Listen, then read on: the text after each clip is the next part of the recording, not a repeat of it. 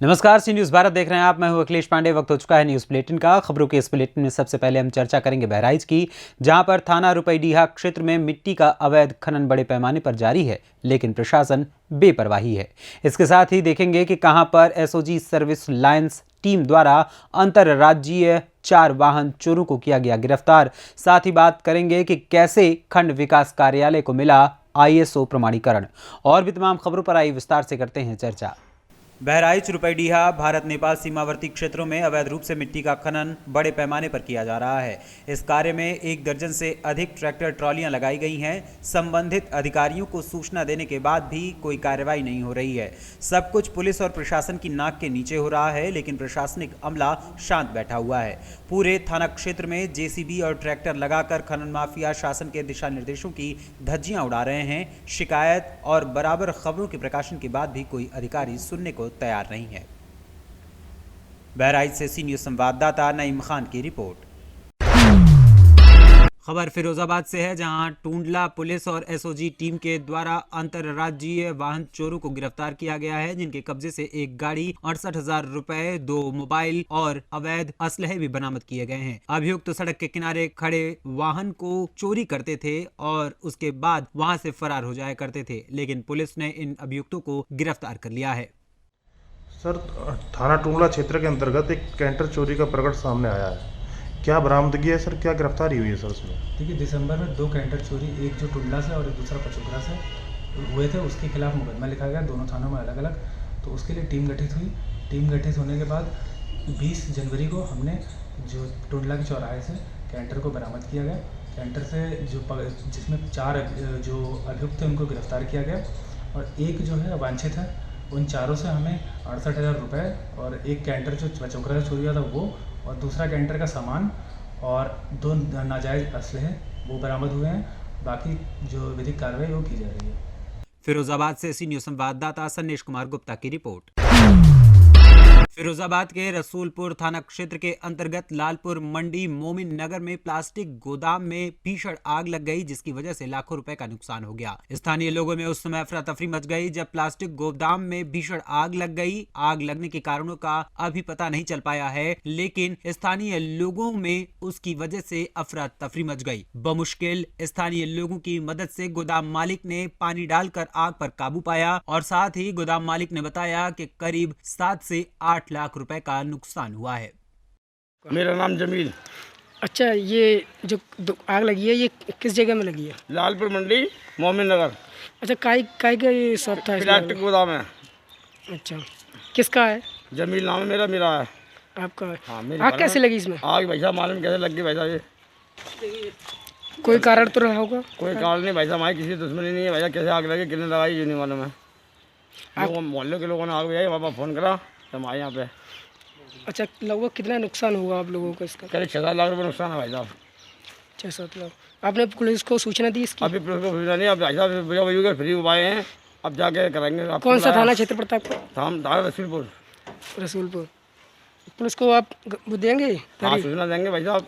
आज जितना हुआ कल और कोई हो गया भाई साहब हादसा हमारे साथ में। हम तो मर गए, गरीब आदमी हैं। फिरोजाबाद से सी न्यूज़ संवाददाता सन्नेश कुमार गुप्ता की रिपोर्ट। जनपद हापुड़ के मोदीनगर रोड स्थित खंड विकास कार्यालय को ISO प्रमाणीकरण मिला है। ग्रामीण क्षेत्रों से खंड विकास कार्यालय में आने वाले ग्रामीणों को बेहतर सुविधा मिल रही है। शुक्रवार को जिलाधिकारी मेधा रूपम और मुख्य विकास अधिकारी प्रेरणा सिंह खंड विकास कार्यालय में पहुंचे और वहां की व्यवस्था और कराए गए कार्यों का निरीक्षण कर अफसरों को आवश्यक निर्देश दिए। मुख्य विकास अधिकारी प्रेरणा सिंह ने बताया कि खंड विकास कार्यालय को हाल ही में ISO प्रमाणीकरण मिला है। कार्यालय उन सुविधाओं से लैस है जिससे आम जनमानस को गुणवत्तापरक और समयबद्ध तरीके से शिकायतों का निस्तारण करने में सहायता मिलेगी। मैं बताना चाहूँगी, ब्लॉक हापुड़ जो है अभी हाल ही में ISO सर्टिफाइड हुआ है।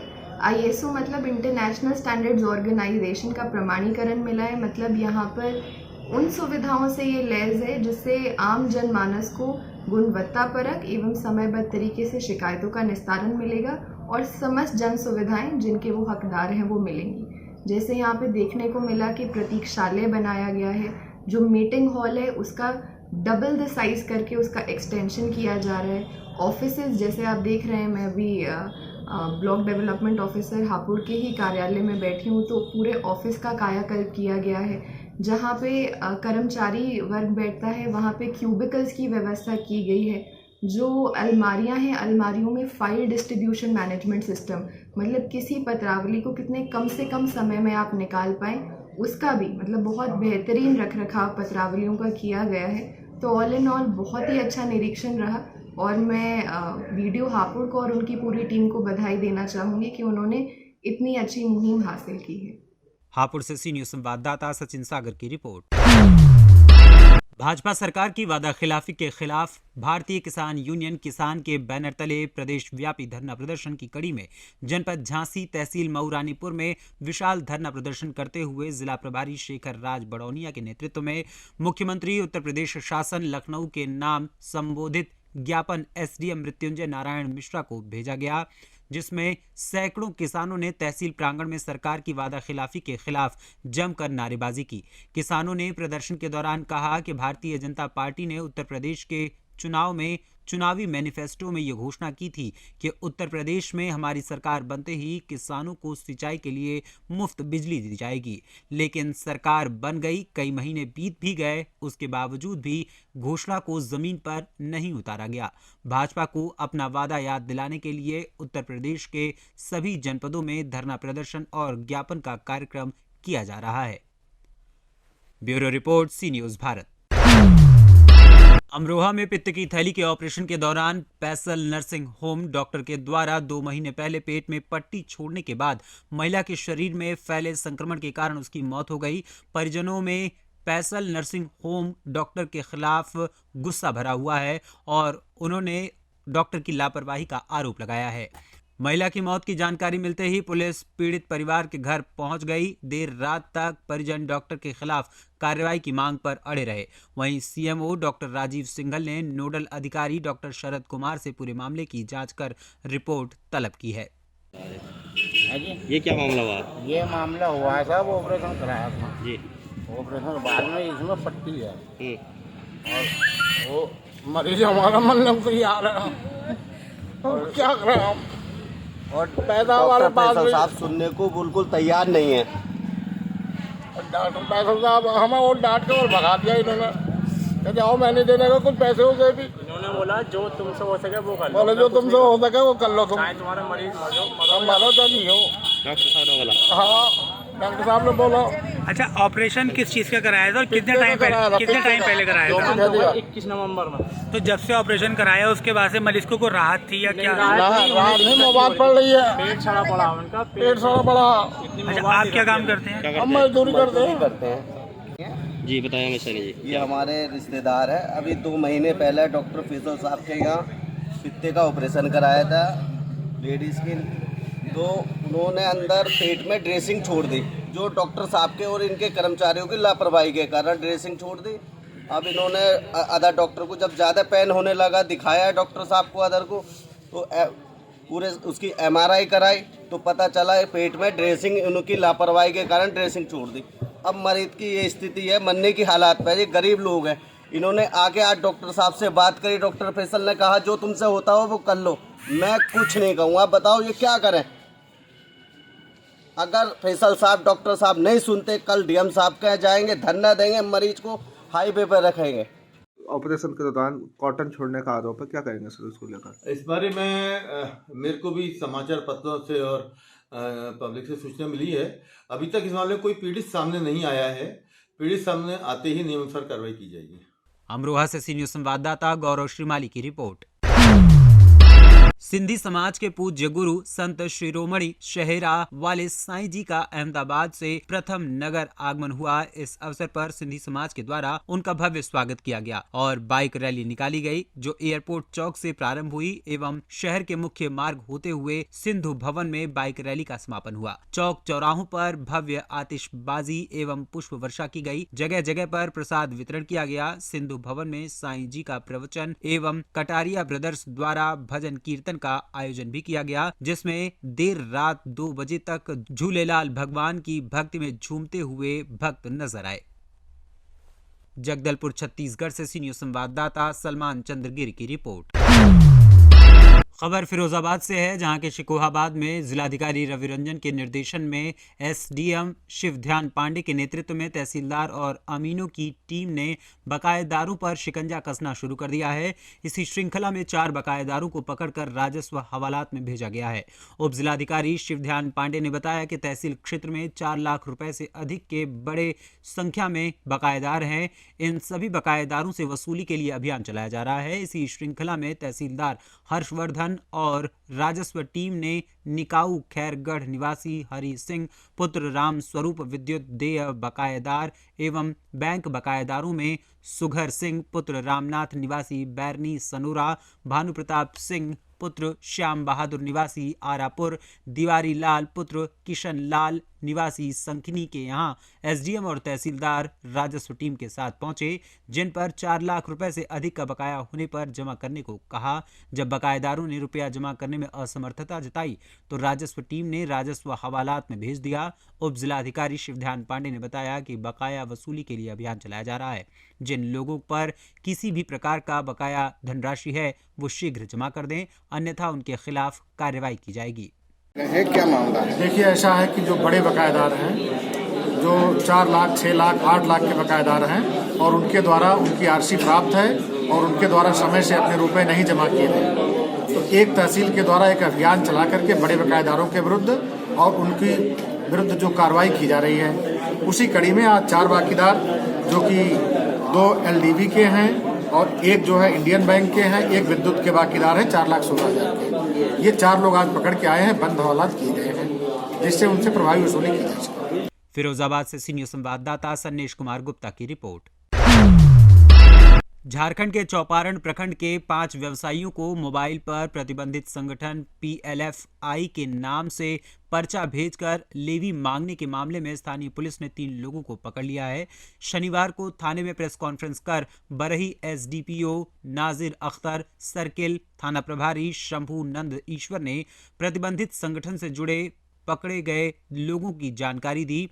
प्रेस कॉन्फ्रेंस में SDPO ने जानकारी दी कि 16 जनवरी को संध्या करीब 5 बजे चौपारण बाजार के 5 व्यवसायियों को मोबाइल नंबर 8210070761 से प्रतिबंधित संगठन PLFI के नाम से एक धमकी भरा पोस्टर भेजा गया। इसके बाद 2 व्यवसायियों को धमकी भरा ऑडियो क्लिप व्हाट्सएप के माध्यम से भेजा गया। इस संबंध में 17 जनवरी को व्यवसायियों के लिखित शिकायत पर स्थानीय थाना में थाना कांड संख्या 20/23 दर्ज कर पुलिस ने कार्रवाई शुरू कर दी, जिसके तहत इन्हें पकड़ा गया है। पुलिस अधीक्षक महोदय के द्वारा मेरे नेतृत्व में एक SIT टीम का गठन किया गया था और हम लोगों ने विभिन्न बिंदुओं पर जांच करते हुए सूक्ष्मतापूर्वक गहराई से जांच करते हुए दिनांक 16/1/23 को जो व्हाट्सएप पे ऑडियो क्लिप के माध्यम से धमकी दिया गया और PLFI का पोस्टर भेजा गया और रंगदारी की मांग की गई। उसी क्रम में खुटी पे हम लोगों ने रेड करके 3 अपराध कर्मियों को वहां से गिरफ्तार किया। इन अपराध कर्मियों में सभी लगभग PLFI के सक्रिय सदस्य हैं और इन पे रांची समेत खूंटी जिला में दर्जनों कांड दर्ज हैं और ये सभी PLFI के स्टेट हेड राजेश गोप के निर्देश पर काम करते हैं। इसमें प्रभुदान कंडुलना द्वारा लेवी वसूलने का काम किया जाता है और संगठन को हथियार पहुंचाने का काम किया जाता है। साथ ही साथ पुलिस की गतिविधियों पर भी ये व्यक्ति नज़र रखता है। इसमें एक छोटी टोकनो जो महिला है, जिसके नाम से अपने नाम से सिम को इशू करके अपने पति बिजू मुंडा के माध्यम से राजेश गोप को सिम उपलब्ध कराई और उसी सिम और उसी का नंबर को उपयोग करते हुए व्यवसायियों को धमकी भरे व्हाट्सएप और ऑडियो क्लिप भेजे। उक्त तीनों PLFI के सक्रिय सदस्य हैं और इस कांड में इन्होंने अपनी सहभागिता को स्वीकार किया। पुलिस आगे भी इस पर गहराई और सूक्ष्मतापूर्वक जांच करते हुए आगे हम लोग बढ़ रहे हैं और जल्द से जल्द पूर्व की जो घटना हुई है फायरिंग की और अभी जो धमकी भरा जो ऑडियो क्लिप और ये पोस्टर पंपलेट जो भेजा गया है, तो जल्दी हम लोग इसका खुलासा करने में सफल हों। तो मतलब है कि दोनों मामला जुड़ा हुआ है। हाँ, दोनों मामला जो पहले गिरफ्तार हुआ है, जो गिरफ्तार आप किए हैं, हाँ, दोनों मामले जुड़े हुए। दोनों मामले जुड़े हुए। हाँ, पूरा बाजार डिस्टर्ब है सर, उस पर कुछ कहना चाहेंगे? पूरा बाजार डिस्टर्ब आज के डेट में। देखिए, चूँकि धमकी भरा व्हाट्सएप पे उग्रवादी का चूँकि PLFI का आया हुआ है, तो निसंदेह है कि इससे एक लोगों में, व्यवसायियों में भय है। लेकिन हमने व्यवसायियों के साथ बैठक करके इस संबंध में सारी बातें उनको बताते हुए, आश्वस्त करते हुए उनको विश्वास दिलाया, भरोसा दिलाया है कि चौपारण थाना पुलिस पे भरोसा रखें। दूसरी तरफ हम लोगों ने इसकी सुरक्षा के चौपारण, विशेषकर चौपारण के बाज़ार और यहाँ पर GT रोड, लोगों ने इसकी सुरक्षा के चौपारण, विशेषकर चौपारण के बाज़ार और यहाँ पर GT रोड पे उसके सुरक्षा के हम लोगों ने पुख्ता इंतजाम किए हैं। और पुलिस का जो गश्ती है उसको बाइक दस्ता हम लोगों ने बना रखा है, ताकि जो है से संदिग्ध गतिविधियों पर हम लोग नज़र रख सकें और व्यवसायी सहित आम जन को हम लोग सुरक्षा दे सकें। किस टाइप का इंतजाम किए हैं जो हम पब्लिक को सुरक्षा मिल सके? देखिए, हम लोग बाइक दस्ता बनाया, जैसे मैंने आपको बताया कि बाइक दस्ता जो कि शाम आपका सुबह से लेकर के रात के 2 भागों में बांट के 2 पहर में बांटा है, एक दिन में एक रात में, और उस दोनों पहर में पुलिस की 24 घंटे की हम लोगों ने गश्ती रखी है।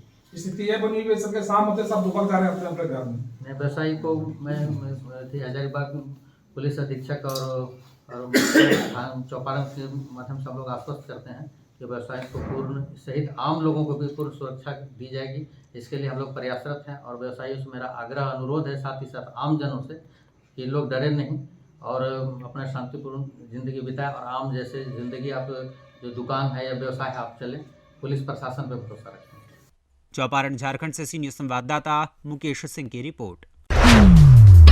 खबर संभल से है, जहां तहसील गुन्नौर में संपूर्ण समाधान दिवस का आयोजन किया गया। जिलाधिकारी मनीष बंसल एवं पुलिस अधीक्षक चक्रेश मिश्र की अध्यक्षता में ये समाधान दिवस आयोजित किया गया। इस दौरान जिलाधिकारी ने कहा कि शासन के मंशानुरूप सभी संबंधित विभागीय अधिकारी कार्यालय में समय से बैठकर जन समस्याओं को सुने और समय सीमा के अंतर्गत उनका निराकरण कर कागज के साथ साथ धरातल पर भी सुनिश्चित किया जाए। समस्याओं के निराकरण गुणवत्तापूर्ण और निष्पक्ष तरीके से होने चाहिए, ताकि शिकायतकर्ता को बार बार ब्लॉक, तहसील या जनपद मुख्यालय का चक्कर न लगाना पड़े। संपूर्ण समाधान दिवस में आए हर शिकायतकर्ता की छोटी बड़ी समस्याओं को गंभीरता से सुना जाए और प्राथमिकता के आधार पर उनका निस्तारण भी सुनिश्चित किया जाए। यदि निस्तारण में फर्जीवाड़ा मिला तो निश्चित ही निस्तारण करने वाले अधिकारियों अथवा कर्मचारियों के खिलाफ कड़ी कार्यवाही की जाएगी। संभल से सीनियर संवाददाता जगतपाल की रिपोर्ट।